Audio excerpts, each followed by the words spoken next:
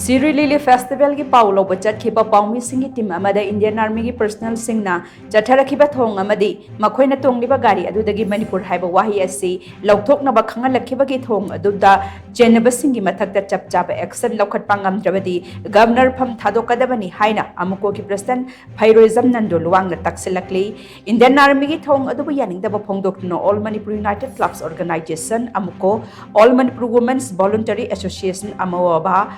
Laimarol Maira Paibi Apunba Manipur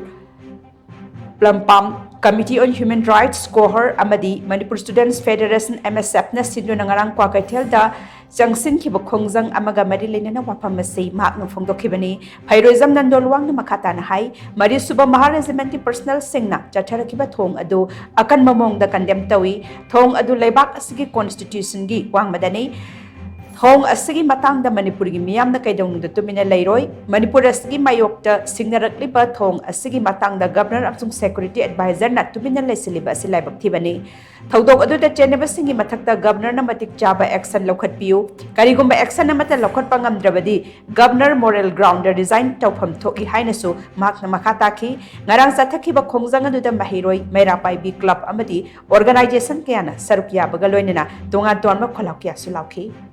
Manipur Sarkar da sinba adugumba press paomee sing puba gari yamada Manipur Thaba yaroi haba adusu Manipur ki soil da sibu karamba prithvi leba ka sanageba sibu karamba samvidhan gi lamai da yaugeba sibu bharat ki karamba law gi chapter da yaugeba sumaya torba mi sing je makoi bharat ki law sing na ba bharat ki constitution sing na ba gi damakta makoi su yam chawba mara lama la yab se masi akoi na haibam thoeba aduna DIPR gi authority na su makoi na silaga puba Manipur gi kai khumnari ba paomee team mamabu lambi lamkang di kai piba thawai nungai hendaba adumba tawbagi damakta DIPR gi official sing na ju tumina lebi yaroeba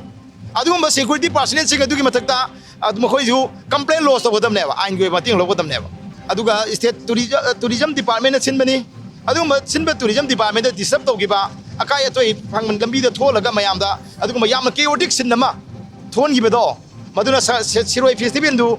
mapung phan da madugi damak ju tourism department na akoi madugumba aran bato bosingi matakta aingi mating lonaba wakarpam thui haibasi machu hajiningi haiba issue ti tume lesson bigano aduna isana isagi job responsibility khangdragadi isana pariba phamdo moren ground thadok piraga haiba wapam si akoi Manipur gi miyam gi kholau ni